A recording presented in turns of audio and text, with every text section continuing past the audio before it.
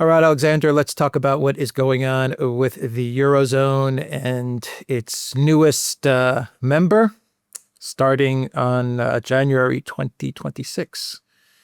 Bulgaria will be adopting the euro. Big mistake. What a big mistake for Bulgaria. Well, Alexander, your thoughts? Real quick, the people are going to be crying. The politicians and the oligarchs are going to be laughing and smiling. No. Your thoughts? Well, you said newest member. Why not say the truth? Newest victim, because that is what it is. Yeah. The fascinating thing about this is that you put it exactly right. The oligarchs, of which Bulgaria, by the way, has oligarchs. To be absolutely clear, you know Bulgaria. I mean, I know Bulgaria very well because I have family connections in Bulgaria. Bulgaria has oligarchs. It has a very, very tightly controlled and at the same time deeply polarized political system. The elections don't happen in the kind of free atmosphere that ideally you would like them to happen. The sentiment amongst a large section of the Bulgarian people, almost certainly, in my opinion, a majority of the Bulgarian people, if this discussion were to happen in a free and open way, would be to strongly oppose this thing. The oligarchs, of course, in Bulgaria will do extremely well because they'll be able to take their money in and out of Bulgaria as they choose. They'll be able to have their money in euros. The Bulgarian values will be tied to the euro. They will prices. They will make themselves immensely rich, and they will be able to borrow in euros from European banks at European interest rates, and they'll be able to do those things. And of course, the politicians that they control, and to repeat again, Bulgaria has oligarchs. And what are oligarchs? They are people who are not only immensely rich, but who control the political process. They are very keen on this, unsurprisingly, and that's why it's been passed through the parliament. And let's be frank, in Bulgaria, as in most countries in the EU, there's all sorts of people who continue to believe in the European fantasy, as I would say.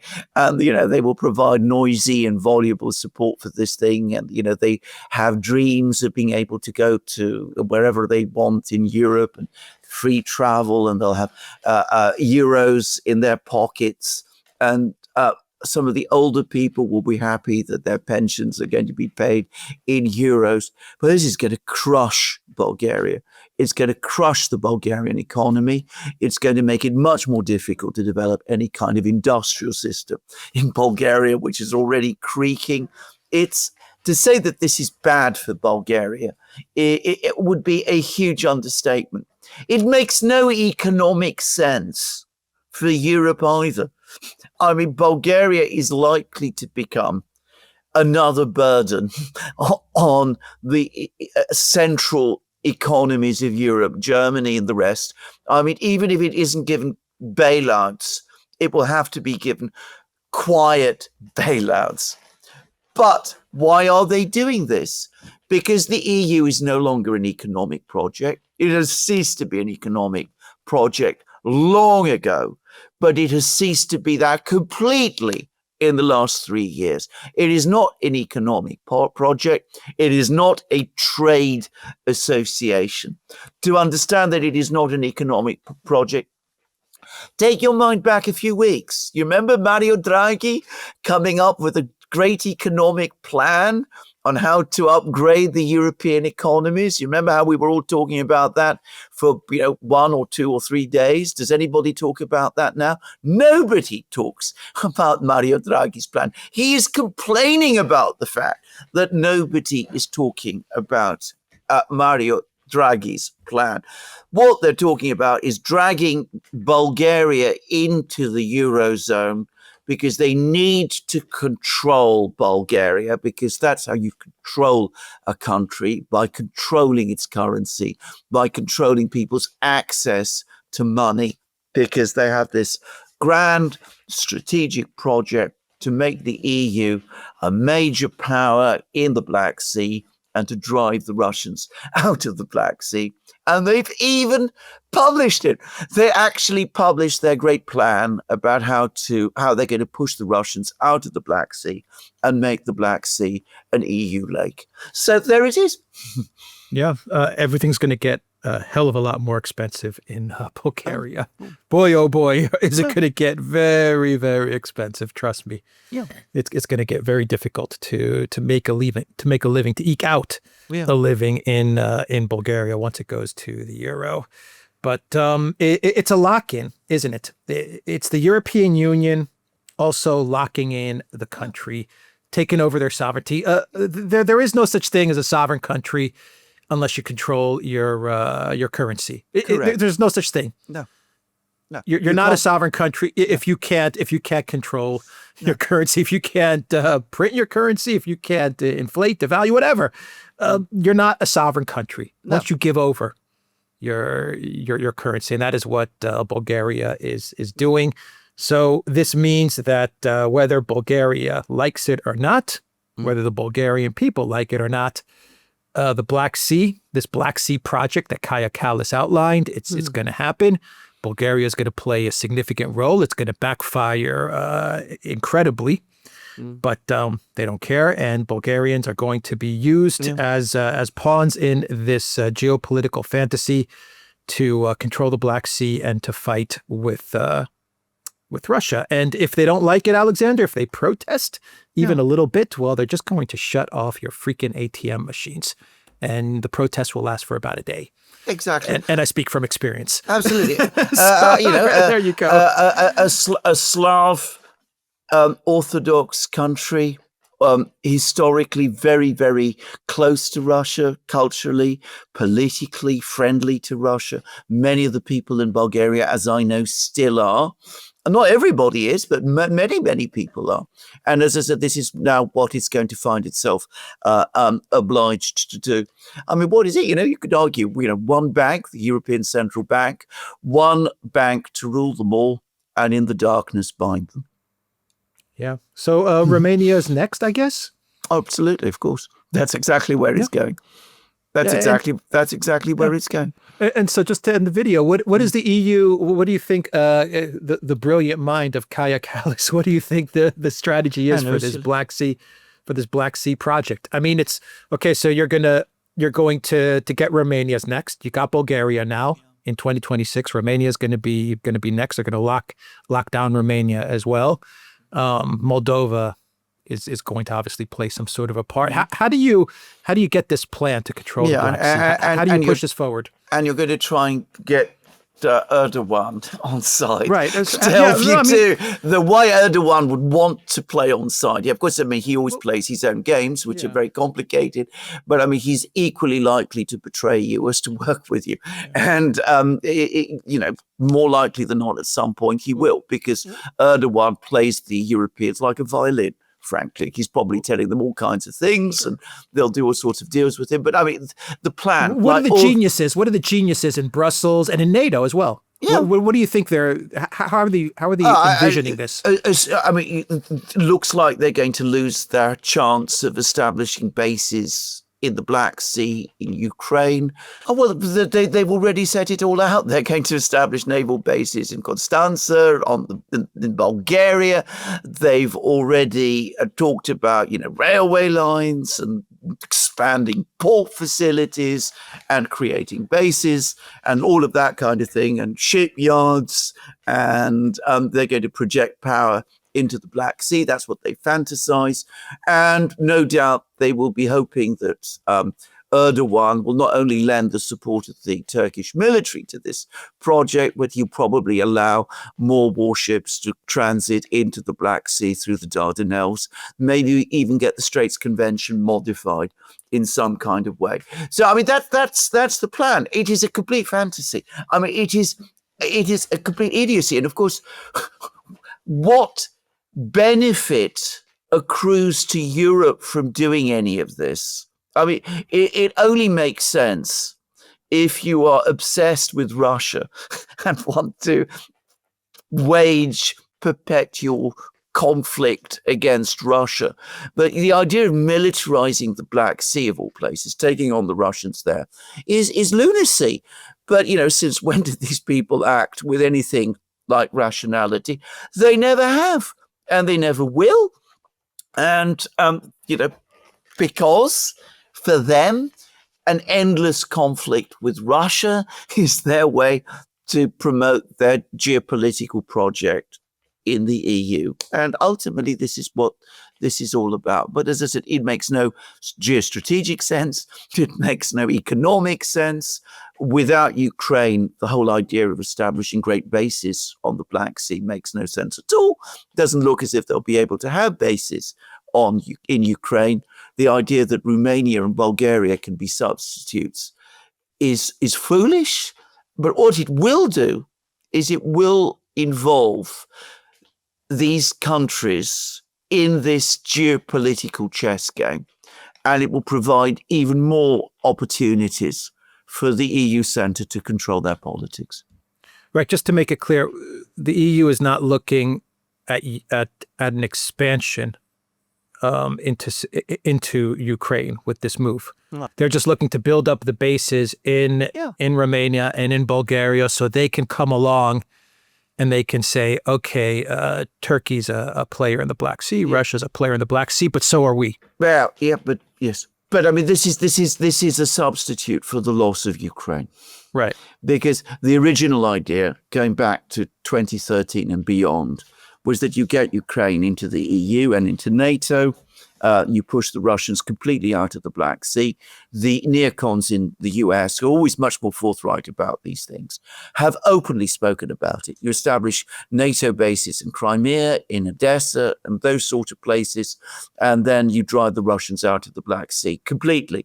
You can't do that now because nobody any longer seriously believes that Crimea is going to fall under NATO or EU control. It is looking Istanbul plus, if that's on the basis upon which the war ends, which is the best Ukraine can hope for, would prevent bases being established in the Ukrainian Black Sea coast. And it's likely anyway, we won't get Istanbul plus. We could easily see Russian control of the Black Sea. So we have to come up with this new plan, which is to establish bases in Bulgaria and Romania and to try to project power into the Black Sea in that way. And the ultimate idea is to choke off Russia's seaborne trade. So you already have a strong grip in the Baltic, because most of the countries in the Baltic are hostile to Russia and are members of all of the countries on the Baltic, apart from Russia itself, are hostile to Russia and are members of NATO and the EU. So you try to reproduce something like that in the Black Sea, which is actually much more important for Russian trade than the Baltic is. Yeah, but what's Russia's response? Russia looks at this, and obviously, this is going to provoke a reaction from Russia, even from Turkey as well. I can't imagine Turkey looking on and liking the fact that the EU is trying to set up shop in the Black Sea. They must not be liking it. Let's talk about Turkey first, because this is where Erdogan is going to play one of his games. He's going to pretend to go along with this and get as much as he can from the EU. And they will probably give him quite a lot, or so he thinks. But ultimately, you are absolutely right. He does not want the EU in the Black Sea. As far as he is concerned, there are only two important powers in the Black Sea. One is Russia, which he may not like that, but that's the reality. And the other is Turkey. He certainly doesn't want the EU and the EU leaders, who he collectively despises, to establish a presence in the Black Sea. The Russians will, of course, be completely opposed to this, because this is straightforwardly directed at them. and they will be perfectly aware of these plans, and that will make them even more determined to keep the EU out of Ukraine. Now, there was a lot of talk, if you remember, back in April 2022 about in the original Istanbul agreement, that Russia would support Ukraine's entry into the EU. And there was discussion still about this way back a few weeks ago. But when the Russians met with the Ukrainians in Istanbul, on the 2nd of June, the Russian memorandum said nothing about Russia backing Ukraine's EU entry. I think the Russians are turning against that idea. And of course, this plan will make them even more determined that about that. It will harden Russian positions on Ukraine's EU membership, with Russian officials like Lavrov openly saying now the EU is not an economic or trade association. That was what it might have been once long ago, but today it is a geostrategic project, a kind of military alliance. It is clearly an anti-Russian alliance, and we cannot have Ukraine in the EU. And I think in a few weeks' time, at the next iteration of the Istanbul talks, assuming that we ever get there, you will see that that is going to be the Russian position. Yeah, but my final question is what can Russia do to counter this move? Is there something they can do? There is absolutely. I'm not talking about military action. I'm talking about diplomacy, geopolitics. I mean, what does Russia do to counter this? Very difficult for them to do very much if countries like Bulgaria and Romania make the catastrophic decision of joining the euro. I mean, that is the trouble. I mean, how do you break that? I mean, they can tell the Bulgarians, this is a huge mistake that you're making, but then that will bring about the whole usual narrative that Russia is interfering in Bulgaria's internal affairs and all of that. I know for a fact that in Bulgaria, they can listen to Russian television broadcasts, and because there's enough similarity between Bulgarian and Russian, they can to a great extent understand what people in Russia are saying about this. So Russia does have influence. It has historic contacts. It has all of these things. And there is that cultural affinity as well. And we still have until 2026 before it happens.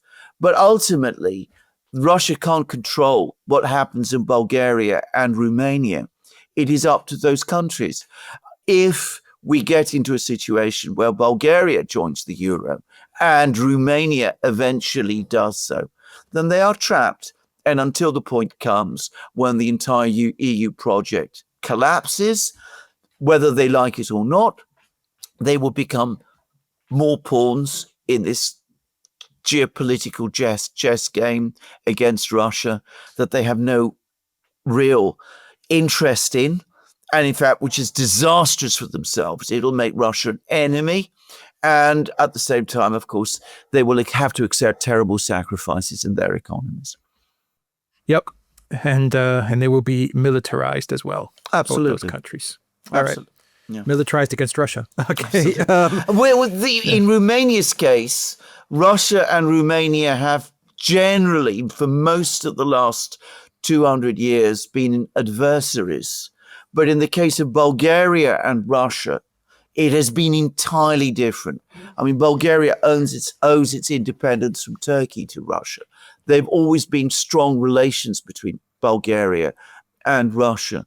I mean, it will be a massive cultural break for its people, and perhaps a very difficult one. Yeah. All right. We will end the video there. The Duran.locals.com. We are on Rumble, Odyssey, BitChute, Telegram, and X. Go to the Duran shop, pick up some merch like what I'm wearing in this video update. There is a link in the description box down below. Take care.